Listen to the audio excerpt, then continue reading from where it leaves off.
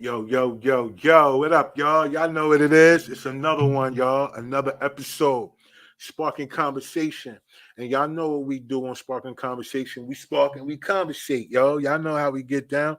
But I like to thank all of y'all for tuning in all the time, man, when y'all do, man. Number one thing I like to say, man, every time that I get on is that I appreciate each and every one of y'all that take time out to support anything that I'm doing, man. It's much appreciated. I never want y'all to make sure that it goes unnoticed, y'all.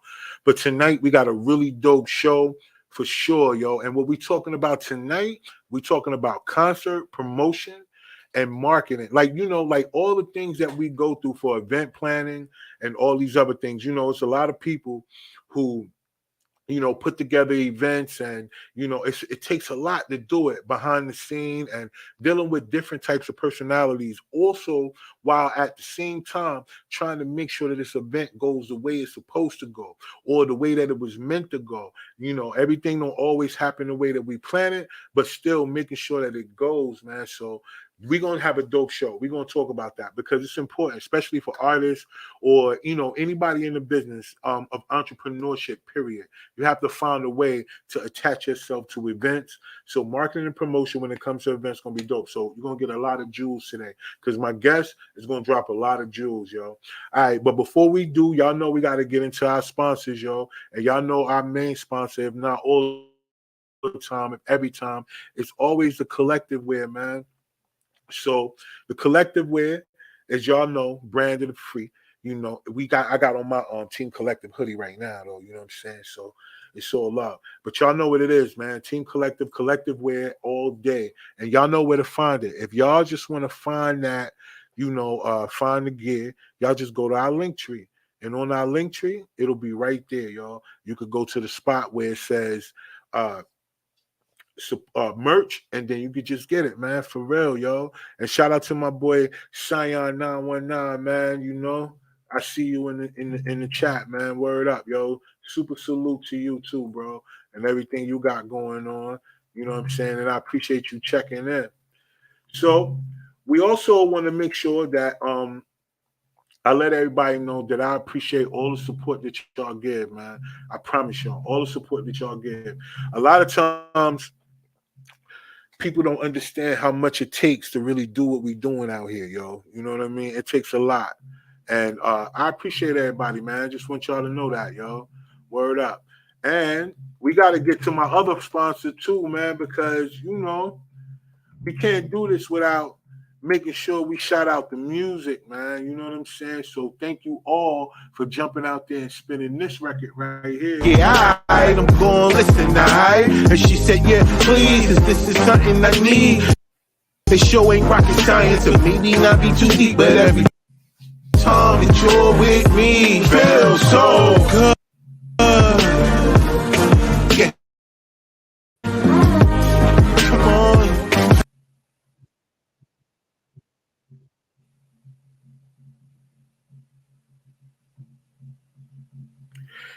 Yo, we dealing with a few little technical joints going on. I don't know, but y'all know how I go out here, man. It's always something, yo. But for all my people out here that are content creators, this is something that I'm excited to tell y'all about. Because so often we find ourselves in a pickle when it comes to our content creation and what we feel like we want to promote and market. We always get hit with the thing like, damn, I wonder if I put this up. This is truly how I feel. If I put this up, that somebody gonna ban it, or it's gonna get what you call it, shadow banned, because a lot of people get shadow banned out here in their content because either they speaking a truth, at least their truth, or some version of the truth that they feel, but they still get banned, yo. So I got a treat for y'all. Not only for y'all, but for all of y'all that create your own films, your own TV shows, your podcasts. I mean, this is revolutionary and it's changing the game, y'all. So I know a lot of y'all been wondering, how can I get my own streaming service? We know that, a lot of people get their content, they put it on Tubi, they put it on Amazon Prime, and all of those platforms like that because, that's the most popular place for it to go. But technically, you can't control nothing that come through. You can't control the advertisement that goes on your channel or whether you even going to get anything from the advertisement that goes on your channel. So y'all know what it is, yo. It's called Flicksters. All right, Flixsters, Flixsterz. It's Flixsters, y'all. It's the new platform that lets thousands of subscribers, my bad, consume your videos, podcasts, and blogs all on your own streaming service. Now, most of y'all are probably sitting up here thinking to yourself, you can never do that. You were never able to have it, but you can. And I want y'all to know that the link to Flixsters will be in the description of this video on our YouTube channel. You can go right to the link, click on it, boom, get right to it. So shout out to Flixsters, man. It's so dope. It's revolutionary. I'm telling y'all. You can even integrate all your videos over from YouTube, Twitch, wherever you got your content at. You can take all that content, same content, integrate it over there on your own channel, and it would be 24 hours streaming service. You could get advertisement on your channel. You control that. You control what content you want on there. I mean, it's just super dope, yo. So Flixsters, make sure y'all go to our chat, go to our YouTube page. It'll be right in the link in the description, y'all. Word up. So we got a couple of more sponsors we're going to get into, but right now we're going to jump into it. I got some of my people in the building, so I want to introduce the guests for tonight, y'all, because that's what's important, y'all, that we get this knowledge out, right? So without further ado, I got my boy coming on, my boy Big P, the comedy DJ. What up, P? What up with it, man? How you doing, man? Man, ain't nothing, man. You know how it is, man. I appreciate you jumping on, chopping it up with me, man. Well, absolutely. All right, and without further ado, y'all know who we got on the building. We got my unc in the building, yo. Sergio Fitzhugh Huff in the building. Yo, what up, unc? What's up, my winner? What's up, other winner? What's up, Big Carly? What's up? Yeah, What's up, man? unc? What's happening, what? Everything ready. Everything ready. So listen, what we're gonna do is that y'all know what we're going to talk about. We're going to talk about event promotion. We're going to talk about all the ins and outs of the business and what it takes to put an event together, or some of the ups and downs that we deal with putting events together. And not only that, we want to make sure that people understand how important it is to be connected to those that do put events together if you do have a brand, because it's important. Because a lot of times people don't understand that marketing and networking equals your network. If you really kind of, want to put it in those terms, you know what I mean? So before we get started, I just want y'all to just introduce yourselves. I introduced y'all, but introduce everybody and let them know what you do. Because, P, I know you the DJ. Everybody know that you rock with me on I Got Five on it. They know that you the co-host of the show. You know what I'm saying? Everybody know that. But you do way more than that. You know what I mean? And I want everybody to understand you ain't no one-trick pony. Oh, they see you in the skits with me, too. The short films, they see all that. Exactly. But on your own, man, you're a mobile DJ and a mobile bar, like all that. So just introduce yourself to the people, let them know how you get down. Then you follow right behind, man. Exactly, man. Let me jump in. Yo, it's your boy, the comedy DJ, Big P, out of Durham, North Carolina. One of the main things that we do. Yes, I do DJ a lot of shows, events, everything like that. But the comedy is taking over, you know what I mean? So I do co-hosting, I host and everything like that too for comedy shows now.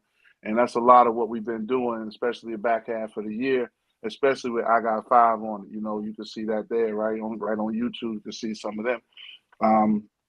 But my business is Signature Party Beverages, and we host events from weddings to corporate events to birthdays to you name it. If you don't want to pour your own drinks, you call me. And we can do everything from provide bartenders to set up the entire event, top to bottom, buy the alcohol, that sort of thing, everything, right? So, right. So I kind of got into this party thing, and so now some events I DJ and I do the bartending, so we got full staff. We can coordinate your whole party, from the drinks and the music standpoint now. You know what I mean? Dope. So yeah. Dope. And he's a dope DJ too, y'all. Like he don't look. Yeah. He make it work, yo. He make it shake, yo. He don't just play random. The funniest music. DJ I know. The crowd. Man, listen, he be killing them out there, yo. So y'all gotta follow. Yeah, y'all gotta follow what my man doing, man. The comedy DJ. I appreciate you. I appreciate you. All right. I appreciate you. you know, you do a lot, man. You know what I'm saying? I'll keep it brief. Yeah. Yeah, but I mean, you know, hey, that's what the platform is for, man. So yeah, let them know who you are, man. How you get down, yo. Well, my name is Fitzhugh Sergio Fevers Huff. That's my stage name. My biological name is Fitzhugh Huff. Sergio Fevers was given to me by Vesta Williams back in the day. Wow. I used to be a dancer for a whole lot of. I've been in the industry since '82, and I used to dance for a lot of national and international recording artists. Stage dance for them, and that's how I basically broke into the industry. Right. Like I said, that was '82. Then I started having my own parties and concerts and clubs and stuff like that. Right. Then I got a little bit bigger and teamed up with some other people and was able to do some coliseums. We'll get to that part because it is a lot of work. But about me, yeah, I'm the CEO and founder of Wonderful and Fantastic Fun, which really is an entertainment brokerage. I am an advertising agent, a host, actor, promoter, and talent scout, model scout also. Right. With that, and I also provide tickets to the NFL games, NBA games.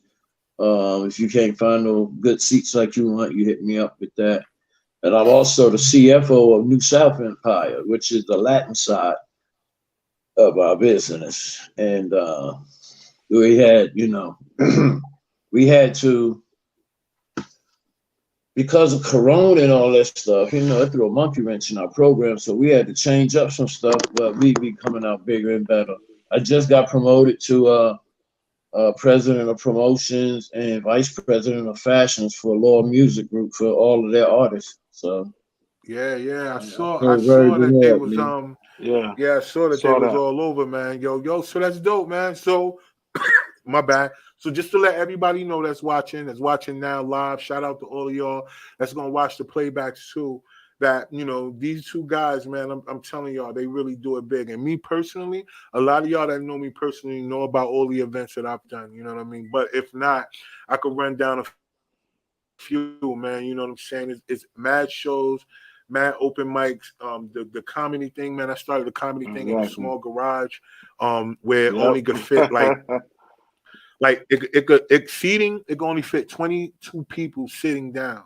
And then in the standing room only, like in the area, it's probably be about 40 to 45 people comfortably without everybody having to, that's what it was. And I started the comedy shows in there and then, got it popping all the way up to Corona and it shut down. But, outside of that, it's mad stuff, man. What happens when you Google, you'll see it all, man. Or go on the LinkedIn or any of that other stuff. Instagram, you'll see it all. But as far as event promotion, I've had my share. I've done a bunch, live bands, all kind of stuff. So all of y'all watching today, man, y'all gonna get a lot of information, man. Plus, hopefully it motivates a lot of y'all that got brands, that got products, to team up with people who do events.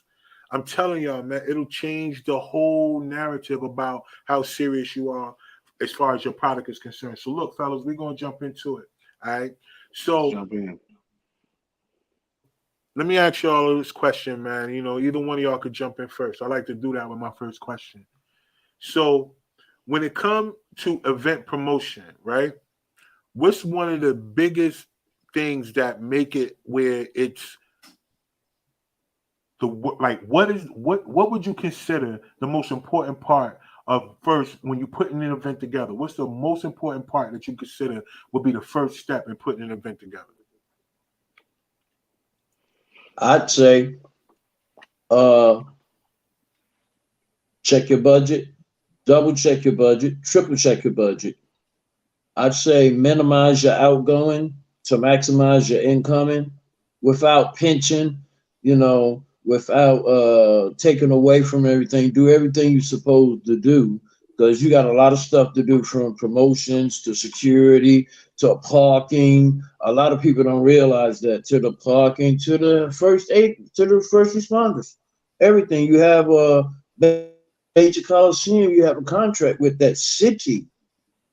A lot of people don't know that the promoters do that. You have to have millions of dollars of insurance. You know, it's a lot to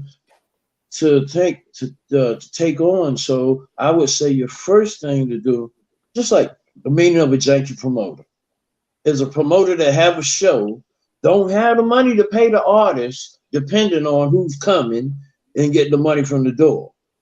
You can't go into nothing like that. You got to be able to basically learn that lesson. In other words, lose. Right. You know? So what would you say? So from you, you're saying like the main thing they need to do is make sure that they know their budget. That'd be the first thing you need to do. Yeah, the first thing, make sure that you know your budget and it's not psyching you out, and it won't hurt you where you can't rebound. Gotcha.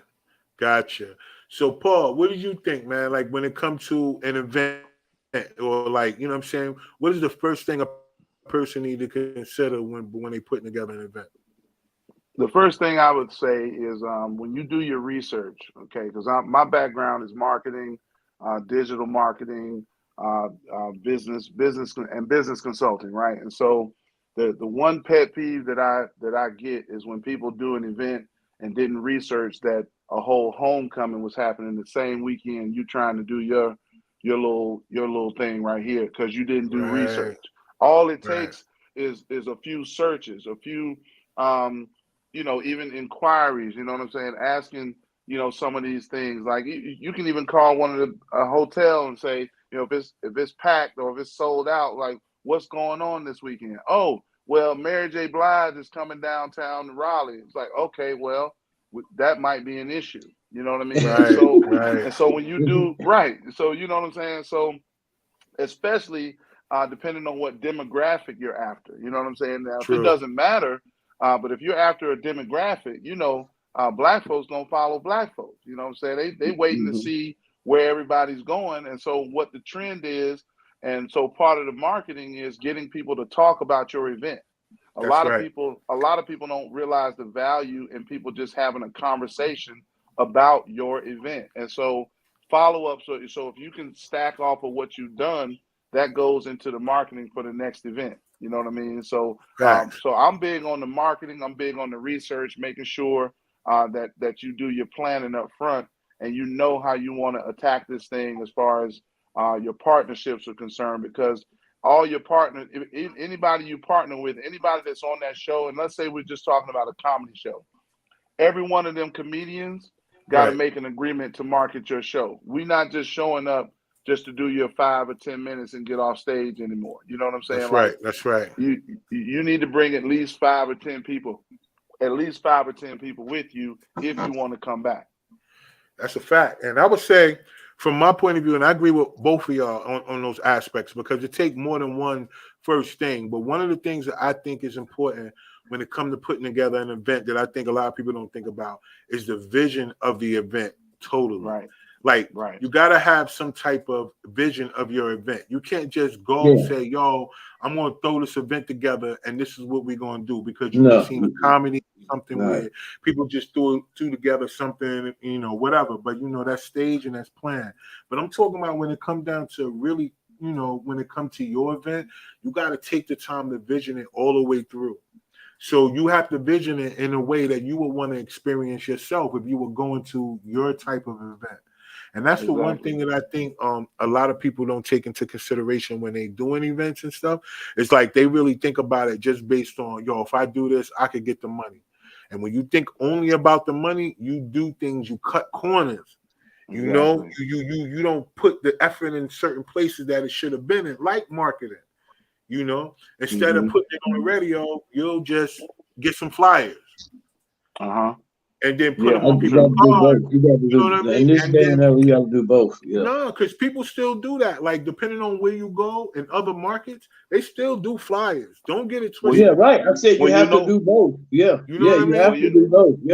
Well, people still do flyers.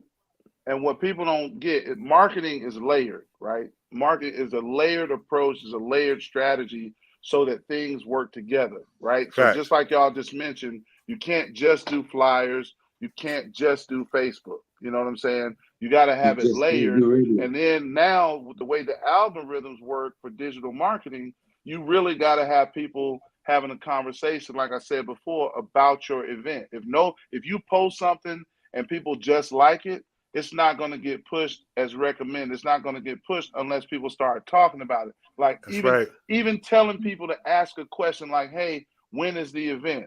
Hey, what's the dress code? You know, some people don't understand the value of that, but I've done a few where you post something and then I'll inbox about 10 people and say, hey, you just like this event. I need you to go back over there and ask a question. Word. And then you Look, I'm gonna tell you respond to this. every question. Exactly. My lineup would be first what Rashid said, have a vision, stick true to your vision. Secondly, I would go with the marketing to see what the budget is for promotions on radio, for street promotion, on social media promotion, security, break it all down. And then I say really before even the marketing, after the vision, you got to have the right team Yeah, that that's a can fact. handle. Exactly. You got to That's a have the fact. right team that can handle and are loyal enough to even let them know what your next move is gonna be. Yeah, Exactly. because you know what? And speaking of team, because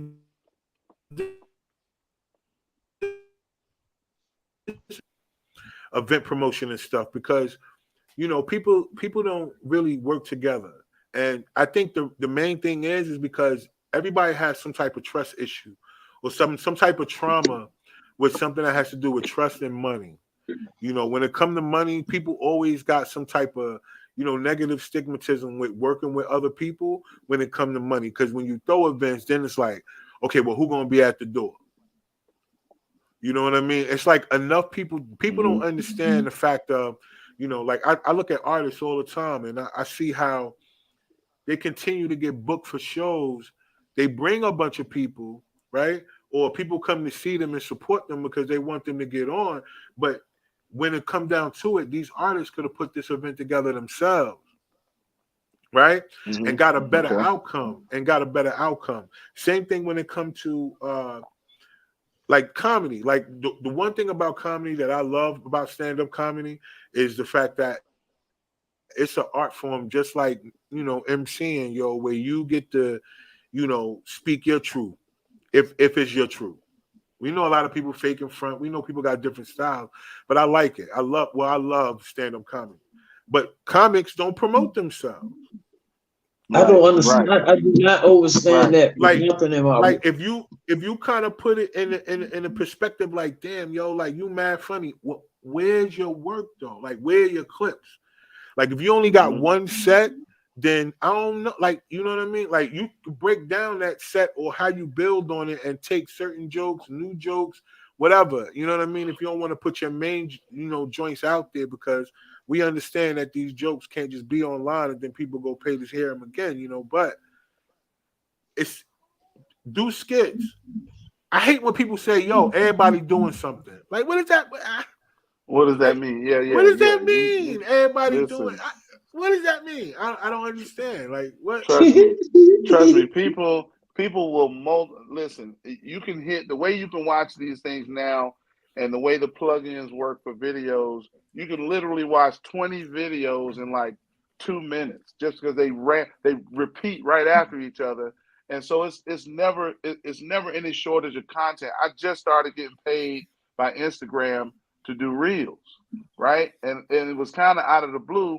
And then I started doing these reels and everything, and I had no idea they were pushing them, but based on the meta tag, based on the tags I was using, they were pushing them to people. And then I get a kickback and say, hey, if you do 3 more by the end of the month, we'll kick you this check. And it's like, all right, well, I can do 3. Right. Why not? Right. Why not? So, and then at the same time, it keeps you relevant in a certain aspect that people can see a different personality or a different part of your personality versus them just saying. I can agree with you. I agree with you 100% about the comedians, and I love the comedians. But you are so right, man. They don't promote themselves. I know 2 that do very well, but other than that, and I'm talking about the whole Chitlin circuit, really. But even with promotions, okay, people will like stuff just because it's you. You hear me? Right. Or smart it or care about it.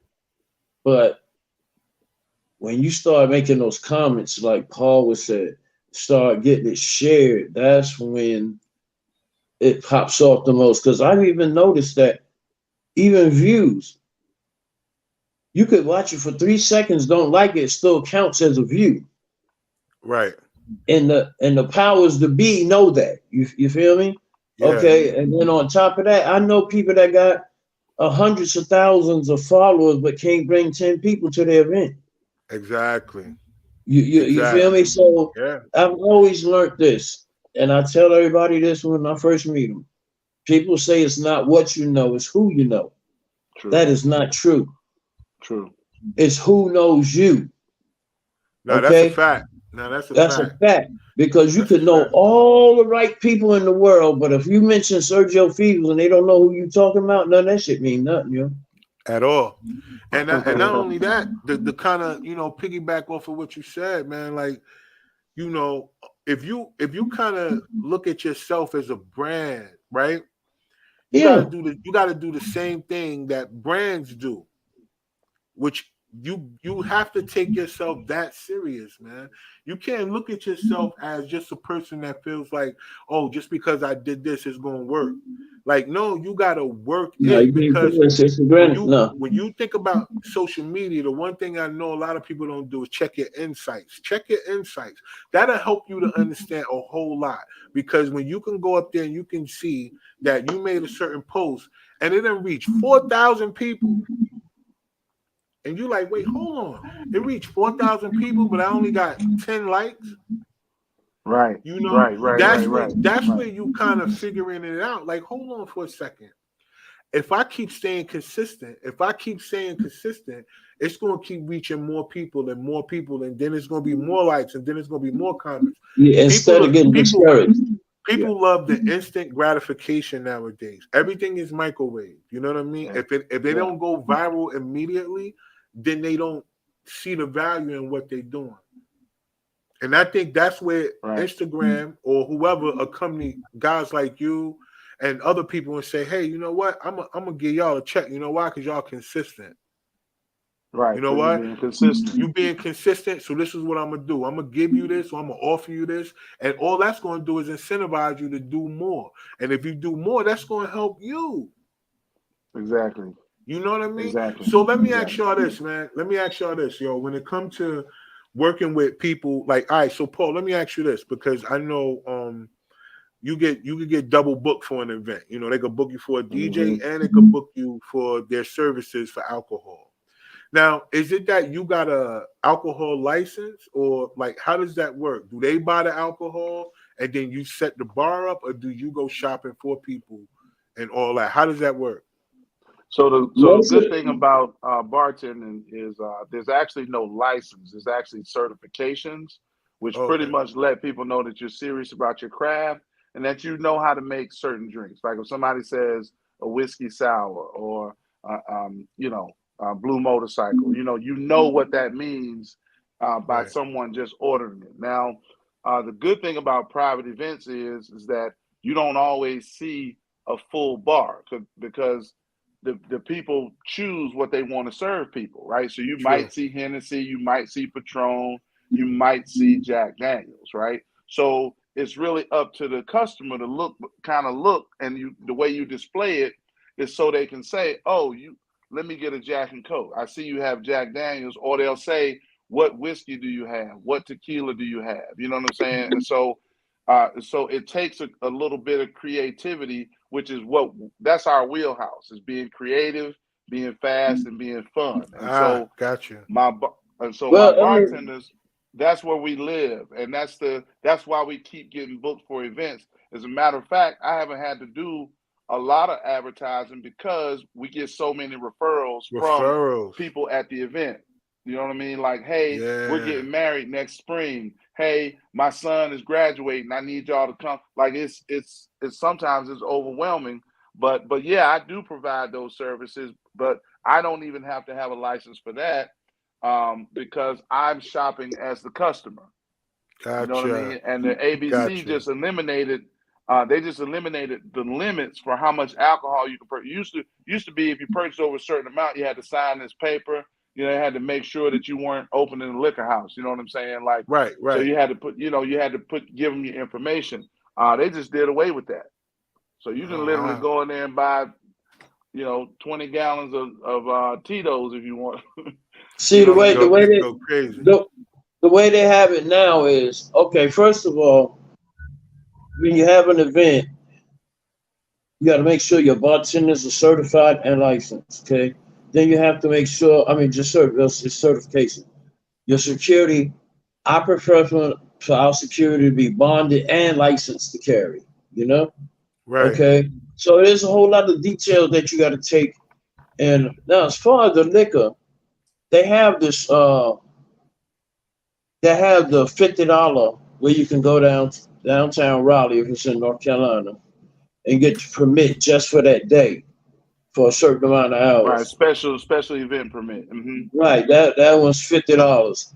But the catch to that is you got to get the liquor from the liquor store. Exactly. And you can only get 6. You can only get 6 gallons at a time.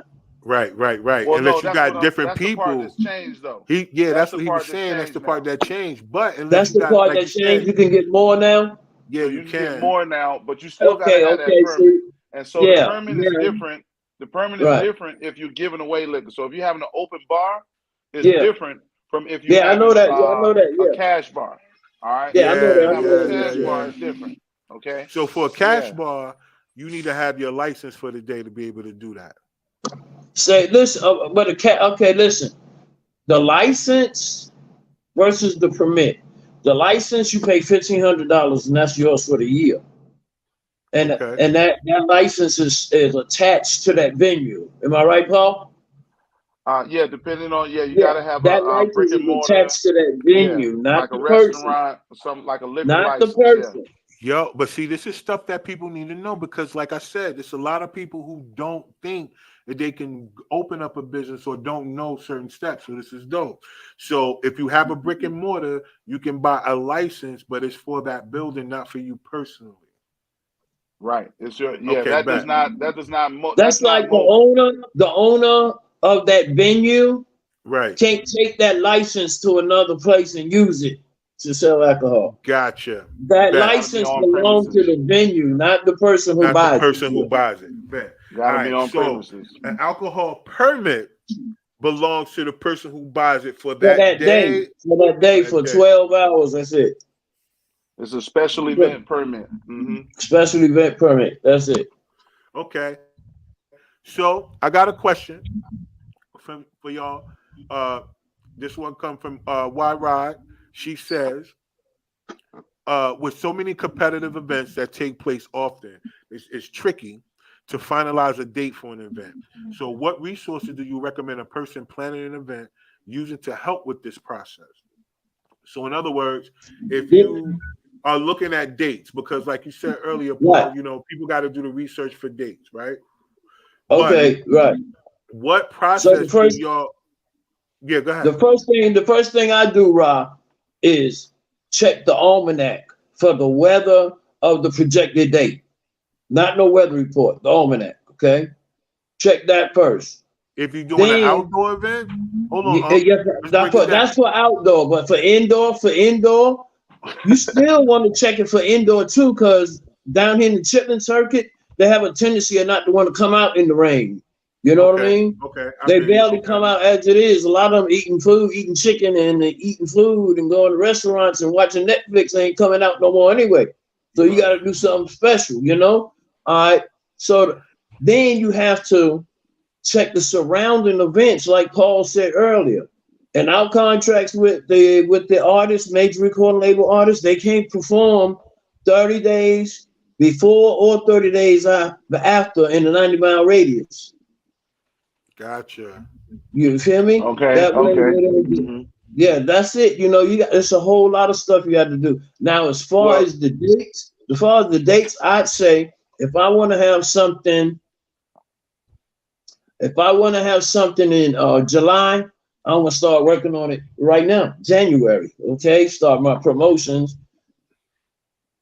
May. You hear me? You feel me? My heavy circulated promotion that way.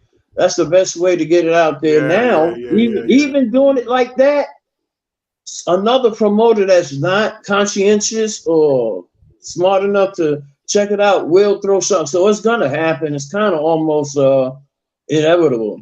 Well, let me give you two that I use as far as digitally, right? So and that's because that's good. That's good for manual purposes. Digital purposes, of course, you got Eventbrite, right? You got Eventbrite where you can do certain searches by date, city, location, even by the type of event that you want to have. You know, comedy, music, concert, right? There's also another app. There's also another app called Events in City, I believe it is, or Events in the City, especially for around here. So you can, so like the Raleigh-Durham area, those are two big apps.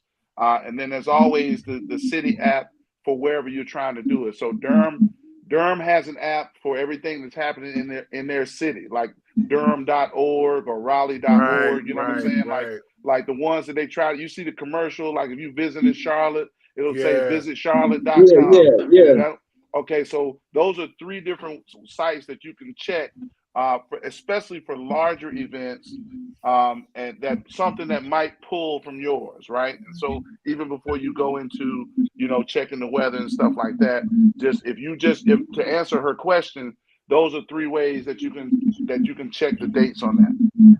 Facts. And those are dope ways. And I think both of y'all, like what y'all both said, that's really dope. And it's important because, you know, weather can play a factor in the turnout, depending on if you're charging at the door or whether, you know, you sold tickets ahead of time. If you sold tickets and people bought the tickets and they just didn't show up because it rained, but the event still went on, then that's on them. But depending on people actually coming to the door to pay at the door, then yeah, weather is important. So you might as well figure that out if you can.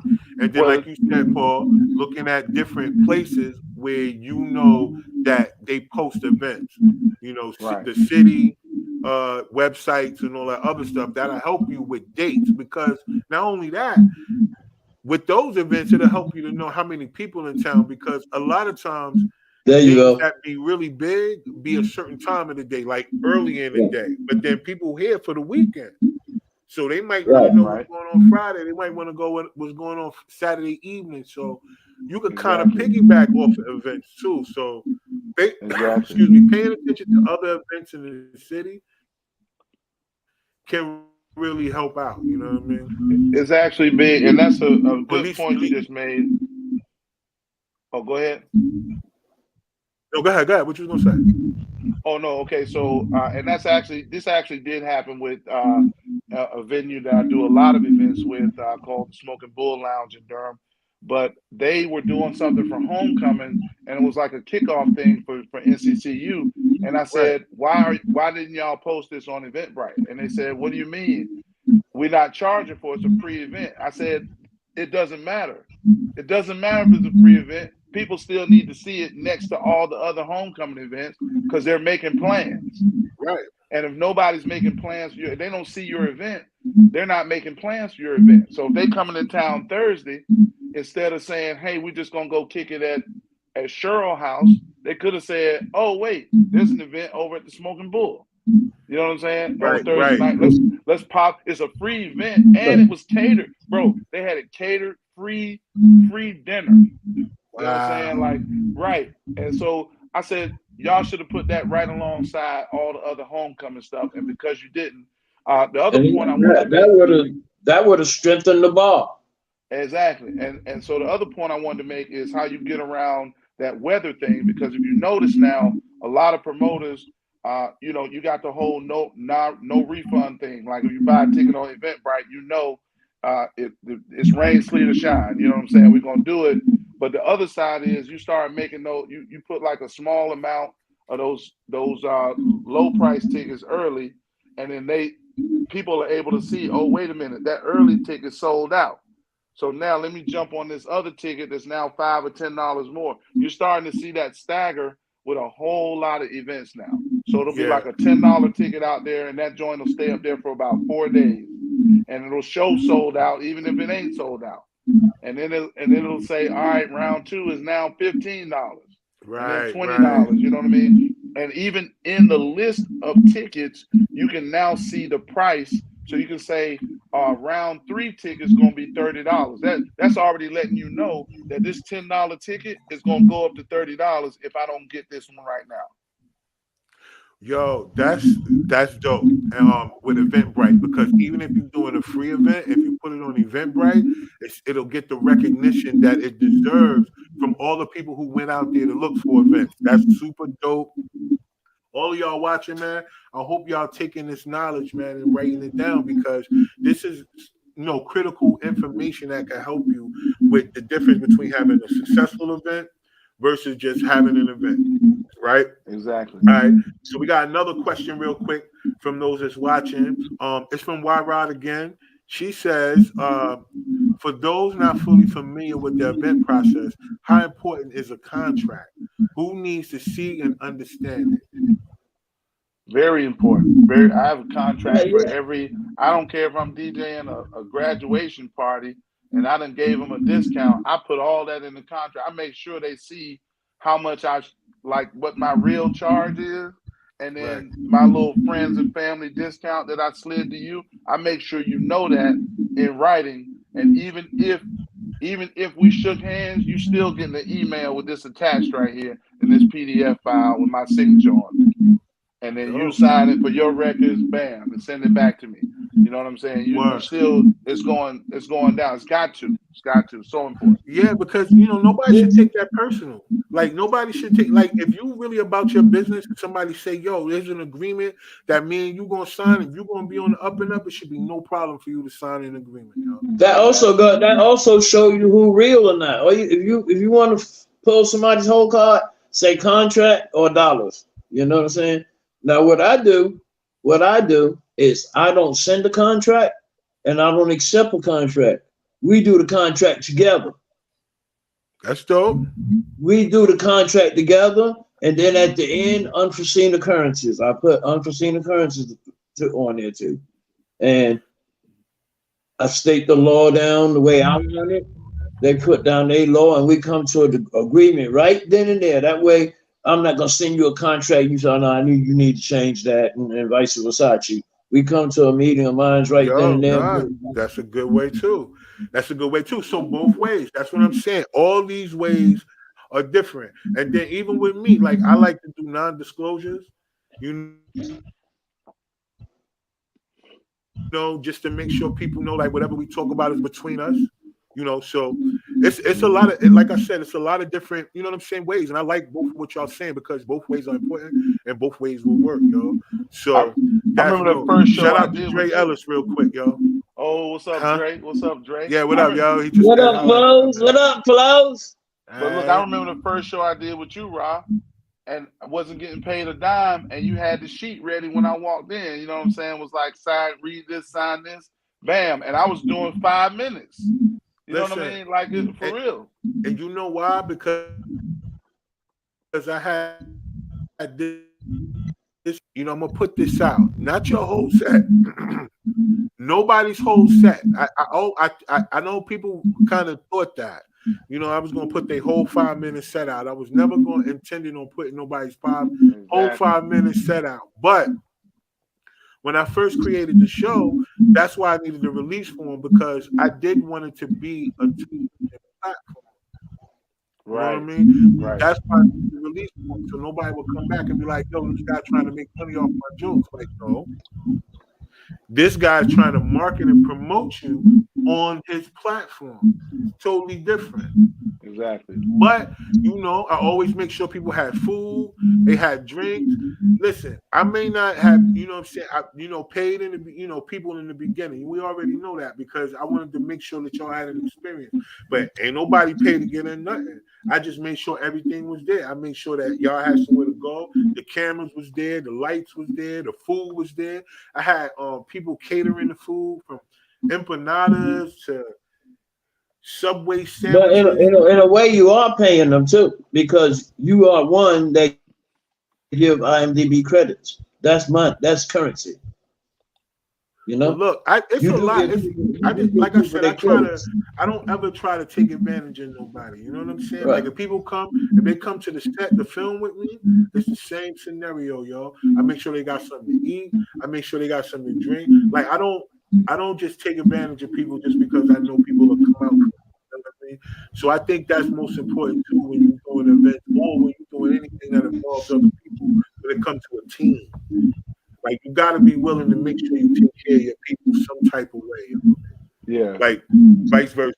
Or you travel with bartenders, like yo, if you know, I'm sure people they got a tip jar out there. Hopefully, you know Oh what I'm yeah, saying. absolutely. That's You know, the hopefully, draw. But the one thing I right. had to do strategically for my business is when we set the pricing, I always set the pricing to make sure my bartenders get paid up front. We're providing something that you don't have. We're coming to your site to serve you, right? And so because of these are professionals, so you're going to pay them up front. Now the tips is always the icing on the cake, but my Right. You bartenders pay the bartender. Yeah. my bartenders show up happy because I cut them as soon as they show up. I cash app them. I don't play with people's money. You know what I'm saying? And so, and also we got the digital currency going on, right? So we got the Cash App, the Venmo, all that kind of stuff. And once that's tallied, I send it right over as well. You know what I mean? Because that's their money.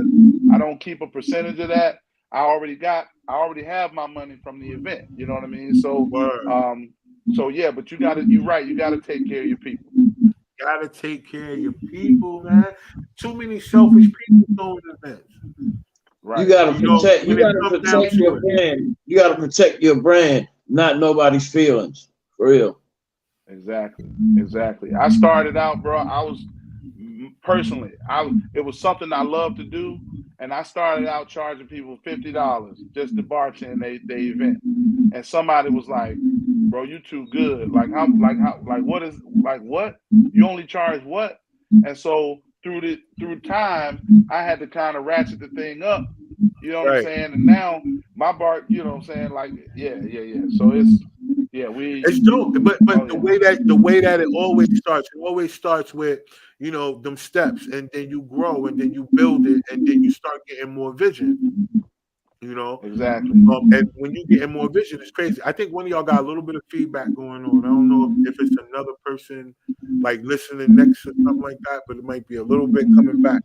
But look, let me just say this real quick.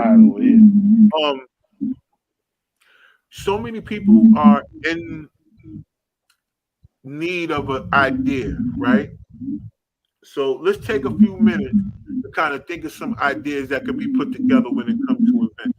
Only reason why I'm saying that, and I'm saying is because certain things I think most people don't do is because they don't have the idea. And I think that it's good sometimes for people who actually put events together to kind of, you know, drop some jewels for the people sometimes, man. You know, give and take.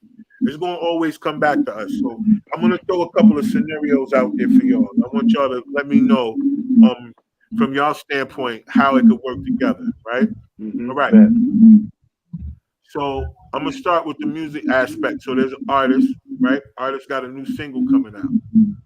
So I would look at the artist. If I was the artist, I would look at a listening party, right? I would have a listening party for that song and maybe a few other records. You know what I'm saying? To kind of let people know that I'm not just a one hit, whatever, right? Right.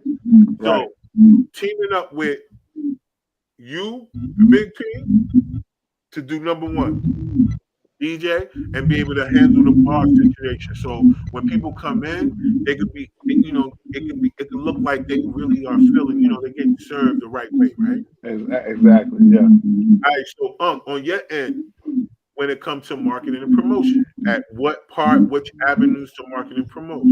So if a person was to come to y'all and do that, how would y'all say? How could we structure that for it to all work together?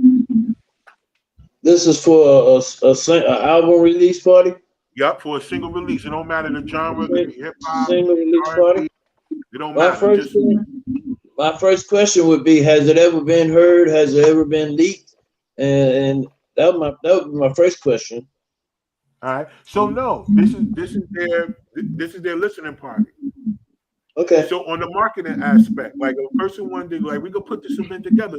I'm just saying, this is an artist. They come into both of y'all. They're saying, yo, I want to put a listening party together.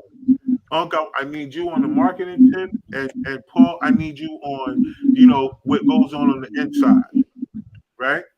Right. What would be a rough budget? Just let's think about it. All right. What would be a rough budget that they could hire y'all for, and what would be the services that they would get for that budget? I said it depends on who the artist is, what size venue, and the capacity what they want. And I would have to know all of that before I start even giving them a price. Now, normally, I have advertising packages. Okay, they can pick from that. Now my prices are there. But as far as if they ask me, what are they asking me? How much I charge to promote them?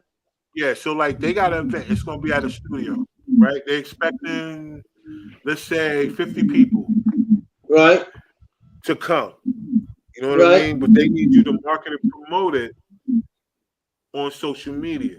Now you know how that go. Most people get a venue, they expect, they want more people. Okay. Like I said, I got three packages for that. I have 3 packages for that. And I will let them know that you ever run across somebody that just have Instagram. They said, I ain't messing with no Facebook. I just Man, I want old money and new money. I do Instagram, Facebook, LinkedIn, Twitter. I do whatever. You know what I'm saying? Right. It cracks me up. You make money by mistake on this social media. You can't rely on it. No, you got to put. I have 3 packages. I have a package just for social media. Period. Pay me a certain amount for 30 days. I'll promote your shit, even your business. Okay. Then I have another tier, and that one is social media and street promotions. Gotcha. Then my third tier, which is the final tier, is all social media, street promotion, and also infomercials, periodic infomercials. Gotcha. Okay. So for you, it's just like whatever tier that they're trying to reach based on what they have, they can reach you, and then boom, they can pick whatever package that you have set up, right? Yeah, because something that small, 50 to 100 people, I wouldn't want to. If not, if it was a big event, I'd be talking to them about getting in on it. You feel me? Yeah, see, but that's what I'm trying to get to. But something that small, I wouldn't even want to get in on it. But I'll give you my promotion package. All right, bet. So Big P, same scenario for you. What you think it'll take? I mean, I'm sure you got packages too, but what would you think? Exactly, and just to piggyback on what he said, if you make this event exclusive, like if you tell people it's only 50 seats. You know what I'm saying? Like it's almost like that dangling carrot, right? It's that, oh man, I'm privileged to be a part of this or be the first ones to hear this. It's almost if Jill Scott did a joint and said I'm only letting 50 people in. How many people you think gonna clear their schedule to be there? You know what I'm saying? So that's the thing. Right, that's the thing we gotta have, going in that. So as far as DJing, if I'm straight DJing, I'm anywhere from 450 to 500. If I'm just doing a party like that where we just playing a few songs and it's gonna be some talking or this, that, and third, it's probably about 300, right? Then we go. If you go to the bar situation is really just about one. I can do one bartender for 40 to 50 people. Right, that's one bartender serving people, and then it's just about the budget you want to have for the alcohol. You know what I mean? So we're tapped into the prices, so just like you would look online. Most of them are online. So I would actually help you design the bar. So if you say you're gonna need Hennessy, you can decide whether you want to have a beer. You can decide whether you want to have wine. You can just do beer and wine. You know what I'm saying? It's when then you can decide whether you want to do an open bar or cash bar. You know what I mean? That's going to also determine your budget as far as what you want to spend as well too. All right, so listen, we got a couple more comments that I need to get to y'all real quick. So Dre was like, yo, Big P, can you teach him the bartend, yo? Bro, you know, some of it's got to be in you, my dude. I've been bartending since I was 7 years old, bro. I never just straight up went in there and got a soda since I was 7. You know what I'm saying? My people can tell you, if I went in the kitchen to get a drink, it was some High C, Sprite, Mountain Dew, Kool-Aid. Like I came up out of there with a drink. You know what I'm saying? Word. So I've been mixing drinks since I was 7 years old. You know what I mean? So if you got a love for it, man, you can learn anything. You know what I'm saying? That's what I believe. Hey, yo, so look, so I got a comment from my man Horace Allen, y'all. He said, step 1, he said, begin with the end in mind. True. Goal and objective. He said, that's one of my invite partners only right event. All right, so when it comes to an invite only event, he's saying have the end goal in mind. How do you want it to actually, how do you want the event to go? Which is what we said earlier, having a vision.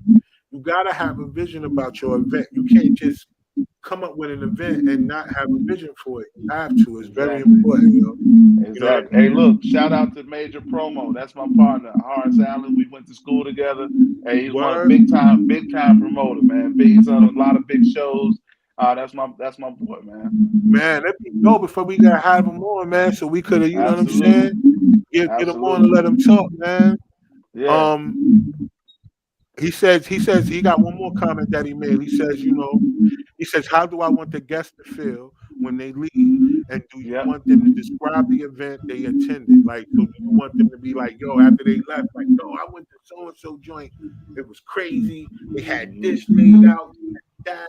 It was like, boom. And I think that's how people, like you said earlier, Big P, word of mouth. That's how people continue to talk about your event. And then the next time you have one, they be ready. And speaking of, go ahead. No, I'm gonna quick comment. One of the things that he really does is the conversational piece of his event. Like, he always sparks a conversation, plug for the show we on, right? He always sparks a conversation about the event before and after, right? So even after, when we're posting pictures, he wants people to send their pictures, tag this, tag that. Say how much fun you had. Like, we were talking about one of his events from Homecoming a month later. Right, you know what I'm saying? Right. So they put that vision in it, yo. Word. Because he said the right thing. I want the end result in mind. Like, I want to know what people going to think after my event. And that's another joint. So we got another question, right? So this one is from White Rod again. But she was saying, like, yo, what would you do if a potential client doesn't agree with your fee? Should someone attempt to negotiate so that they don't lose the client? Or should they, be firm with their fee straight up? Well, for me, go ahead. I think she said, what do you do if a client doesn't agree with your fee? Negotiate your fees, or you can't firm one? If a client doesn't agree with your fee, do like Jesus Christ did, shake the dust off your feet. Elaborate. You wild, boy. Wow, man. I don't want to be around nobody like that. I don't want to be around. It'll sap my spirit, and you know what I'm saying, might jeopardize. Look, check this out. Your smile is your logo. Your personality is your brand. How you leave people after they work with you is your trademark. Right. And I look at it like that for real. You know what I'm saying? So if you come to me sideways, you ask me my price, I gave you my price. All you got to do is say, oh, thanks anyway. That's it. I mean, it's not gonna be. It would be nothing for me to handle. Well, let me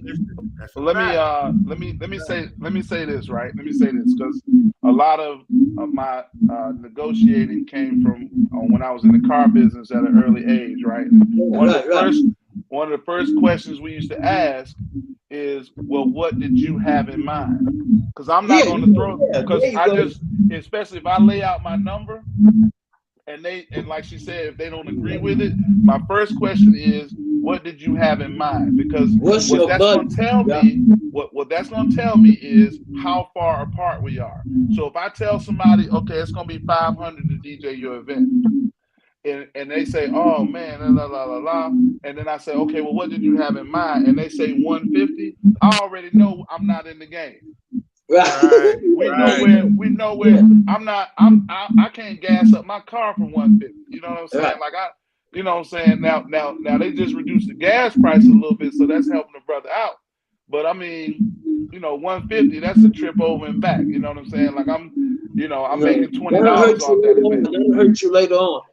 So you gotta so you gotta kind of start there when it comes to negotiating, because and if you're not that far apart, then now I get to justify why I'm charging what I'm charging. Fact. And that works good both ways, because you can underprice yourself. You know what I'm saying? You can shit yourself by saying so. The first thing coming out of my mouth is what's in your budget. Yeah. So if it's over generally follow-up question I have though, yo. I would still give them a break just to, I don't want to say bait, but I still would give them a break closer to their end. Yeah, it's just different people. And like Paul said, you could feel people's vibes, man. You could tell who really just messing with you and who really want to do something. Exactly. Right. Exactly. Right. And the other side is just like with car business. I've taken this everywhere. The more you take off the price, the more options you lose. You remember how cars used to have the hand roll up windows or power windows? It's like when you come in there and you say, well, your car $15,000, I want to pay $12,000 for it. Well, you're not getting power windows with that. You know what I'm saying? You might not get a radio with that joint. You might get some wheels, a gear shift, and like, you know what I'm saying? And the driver window roll down. All the rest of the other windows gonna stay up. You know what I mean? So, but that's also the same services, the services you provide. So if somebody say 500 is too much, and they say, all right, well, I was thinking more like 400. Well, I'll do it for 4 if you don't want me to talk.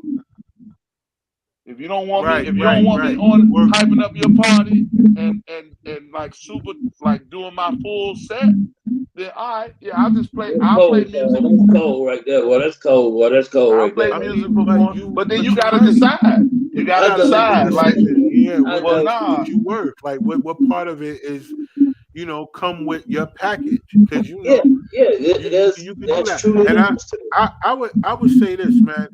When it comes to negotiating prices, it has to be fair.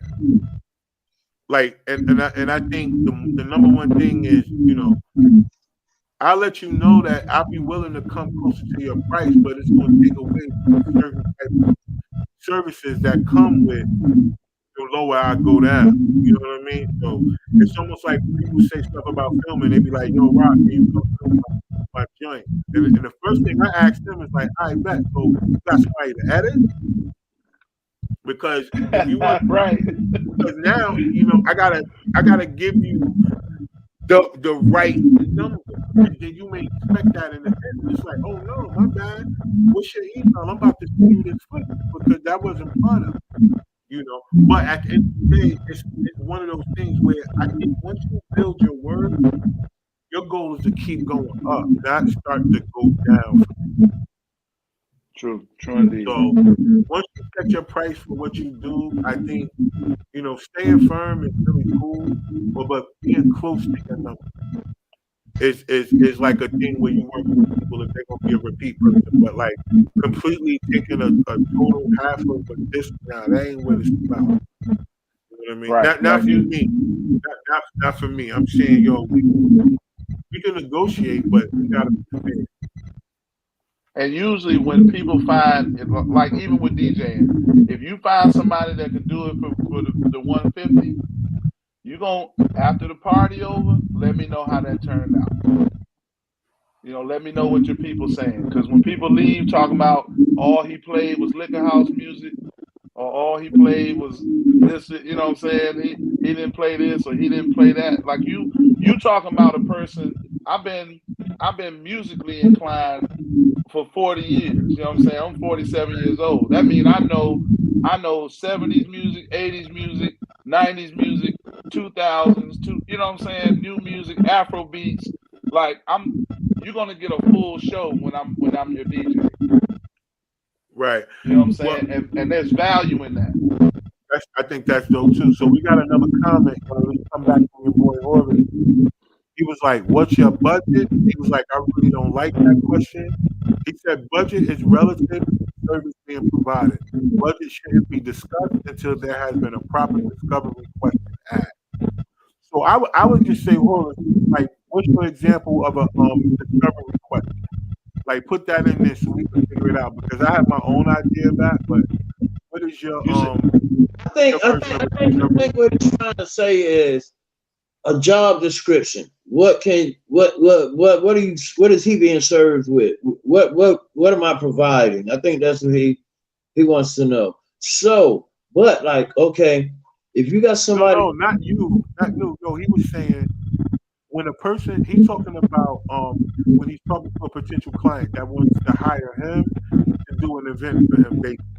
He was saying, like, when you give them a price and then they come back with it like, oh no, and then you like, what's your budget? I guess for him, he's like, I'm trying to get to what the discovery question is so we can be clear on exactly what he means. So that's why I told him to, do that real quick. So hopefully he'll type in what a discovery question is for him, and then we can kind of break that down, because what I'm picking up from him is that be asking what's your budget. I think the person who asking the venue what their budget is, not the venue asking the promoter. Well, that's a fact. That wouldn't happen in that. I don't think somebody would be asking us what's our budget. But the way he worded it, I would ask them what's their budget before they gave me a price. Well, no, I think what he's talking about is something that also comes from sales as well. When you ask discovery questions like, how many people are coming to the event?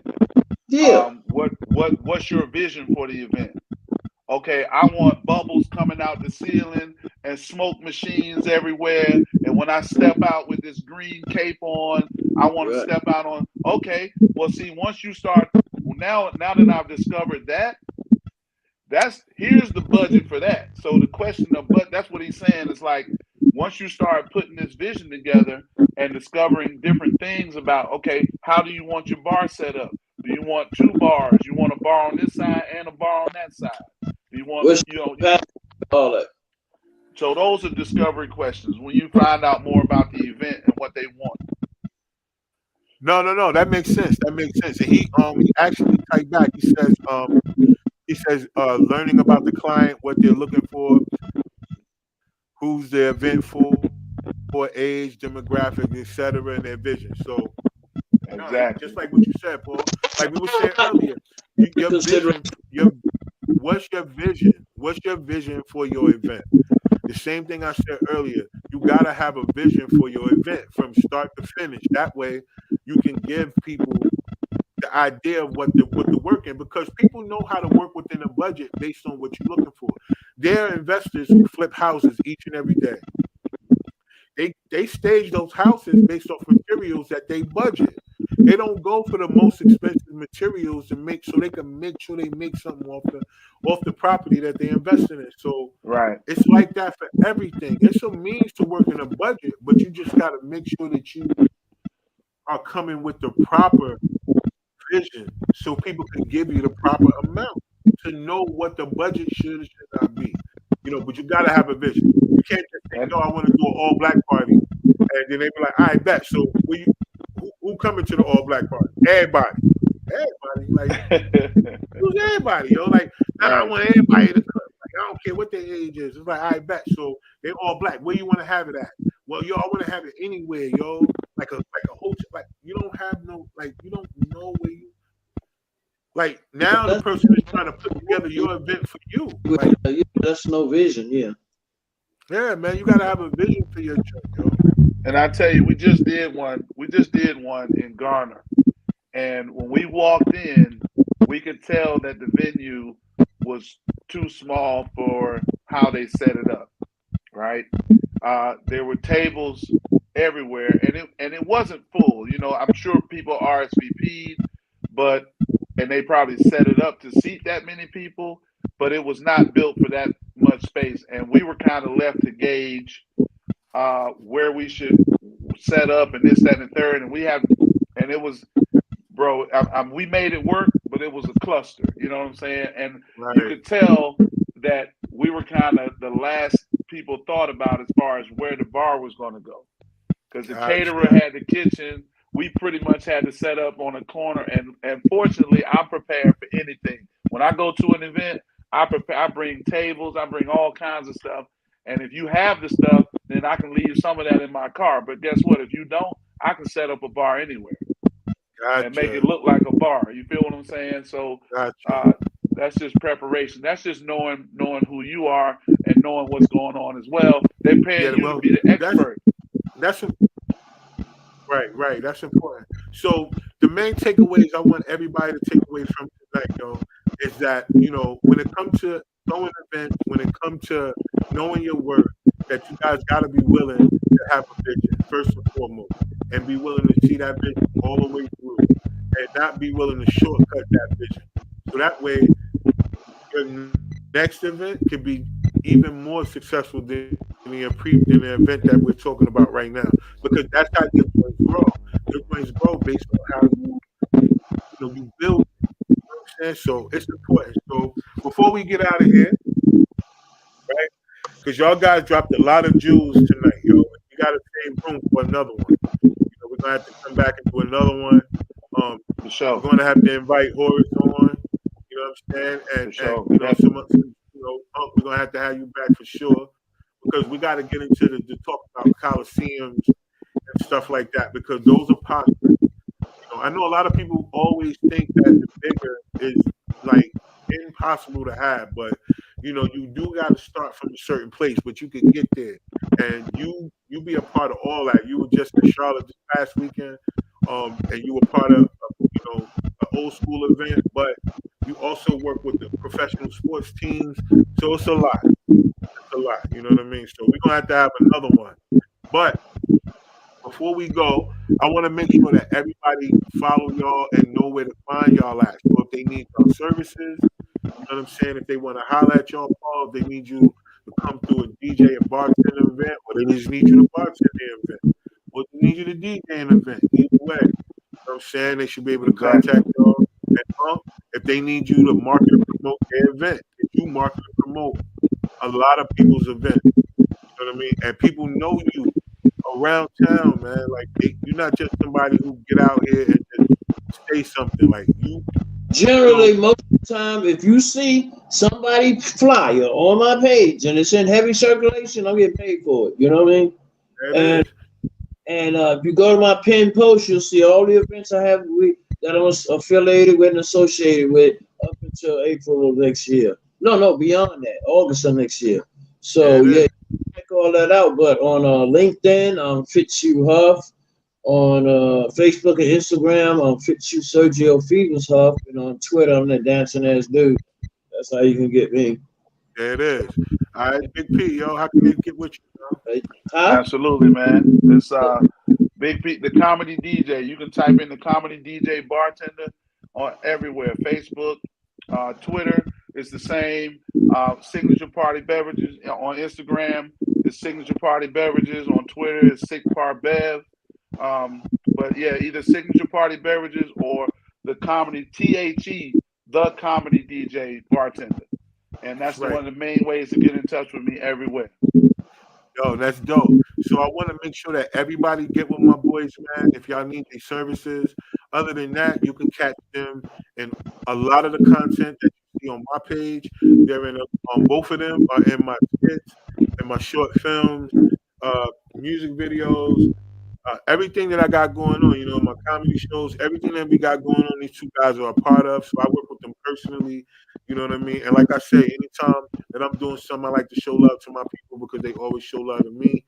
So as you can see, you know what I'm saying, I always return the love because they always give it back. You know what I mean? So these guys are super you guys, man. I appreciate y'all for jumping on, giving your expertise, giving these ideas, and also letting people know how they could be successful in the game of event planning, especially if they have a vision, which is number one, having a vision. So before we go, I want to make sure that everybody understands. I got a couple of more sponsors I need to shout out real quick before we go.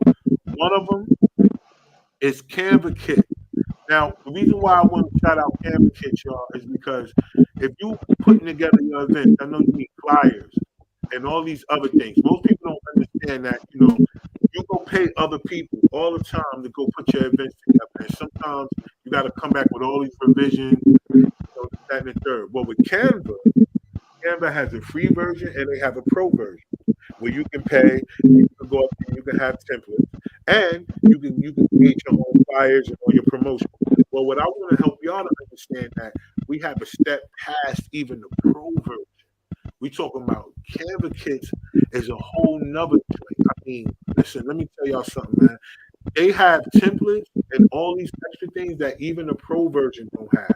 So you can create all kinds of unlimited promotion design without using any software to captivate your audiences and maximize big impact and skyrocket your profits, y'all. So I want all of y'all to check out the link in the YouTube channel to the Canva Kits and go look around and see what's going on, man. Look at the video and see if that's something that y'all. All I know is that all the marketing and stuff that I do, I use Canva. I use Canva Kit. There's so much stuff out there. That's why everything I do be on a professional level. I just suggest that all my people out there that's doing events, whatever you're doing, check out Canva Kit, y'all. I promise y'all won't be upset. One more thing I want to make sure that y'all understand.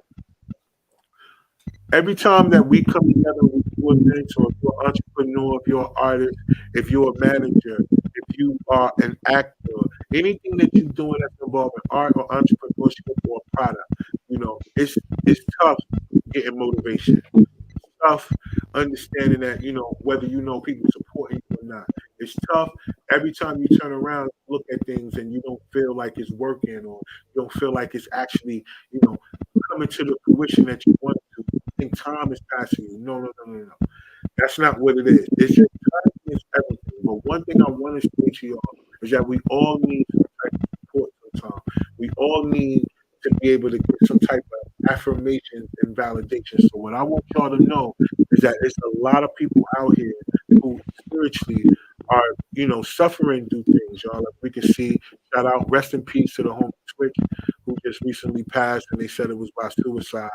And we know that anytime it comes to you having to take your own life, basically you're dealing with some things that nobody knows about. And a lot of times the reason why people don't know about it is because you're not comfortable with telling people about it. So I just want to let y'all know that they have the self-validation course out here, right? Well, not only is it a course, but it can help you start your own business with being able to put out self-validation, affirmations, and spiritual messages for people out there all over social media to kind of help them get through whatever they're facing, even if they're not willing to talk to people. You know that a lot of people go out here and find memes and all these other things to kind of help give them some self-validation. Well, it's not really enough of it going around. I'm going to share some statistics with y'all real quick just to help y'all understand. Like right now, each and every day, positive affirmations for women is up 10,000 to 100,000 search each and every day on Google. So just think about that. Self-love affirmation, 10K to 100K each and every day, right? These are just the searches in Google, all right? Positive affirmation just by itself is 100K to 1 million. So if you kind of literally think about that, y'all, there are people out here each and every day looking for some type of positive affirmation or a word. So there's a link in the video of the YouTube channel where you guys can click and you can start your own business. Or you can go out there and you can get these positive affirmations. If you don't want to do it as a business, that's fine. But you can put these things out there in the search places for people who are looking for them, and you can help people, man. It's always a way to give back, y'all. It's just that sometimes it's the way you can turn it into a business. I just wanted to give y'all that as an idea, because y'all know my motto, CEO is mental. Start up here first. So, without further ado, we're going to get out of here. I appreciate each and every one of y'all for for coming out here, checking us out. All the people that jumped on live. Shout out to Horace Allen, man. He said one last thing. To remember, every event isn't a harvest event, but some events are seed events, meaning that some events are setups for future events. All right, and FOMO is real. All right, so that was a dope word that he wanted to leave y'all with, right? And shout out to Yesli Rodriguez for jumping on, asking questions. Shout out to my boy Drake Ellis. Shout out to Sion 919 for jumping in, and all of y'all that watched tonight live, and all of y'all that's gonna watch the playback. Man, we definitely appreciate y'all. Shout out to Collective Wear. Hold on, my boy Big P. I'm gonna bring him back because Big P got on Collective Wear too. You know what I'm saying? Yeah. That y'all see Oh, what we yeah. got going on, you know what I mean? Oh, yeah, baby. Unc be rocking his Collective Wear. I was just with Unc over the weekend. He be having it on too, so Oh, I yeah. appreciate y'all. And shout out to all of y'all that's watching. So without further ado, any last things y'all want to say to the people before we bounce? I just want to say, shoot for the moon. That way, if you miss, you still be amongst the stars. I can dig that. Huh? Big P, anything you want to leave the people with? Hey, show your family love. You know what I'm saying? Kill them disagreements, man. It's that type of season, man. A lot of people, like you said, struggling, man. A lot of people done lost people this year, and they're gonna be feeling it these holidays, this holiday season, man. So reach out to somebody you ain't talked to in a while, man, and show them some love. Word, facts, yo. I appreciate y'all guys. I appreciate that. That's a dope last word. I appreciate all of y'all watching out there, man. Word up, man. And double salute to all of y'all that, like I said, that jumped in and left comments and asked questions. Remember, each and every Tuesday at 8 p.m., Sparking Conversation, we jumping out there and have a different topic all the time. You know what I mean? And we gonna keep it going. If you want to join the conversation, y'all know what to do. Anytime we go live, jump in the comments. I read y'all questions. I read y'all comments live. And, that's what we do, man. We keep it communicative, man, and we keep it community-based. Without further ado, I'm your boy, Rob One. Y'all know where to follow me. Y'all know where to find me. Y'all can Google RAH and the number 1. Y'all can see everything that's going on. You can link with us on the link tree. I have you can find everything I got going on in the link tree as well, y'all. So without further ado, man, I appreciate y'all. This has been another episode of Sparking Conversation, and I'm out. Peace out, y'all. Word up.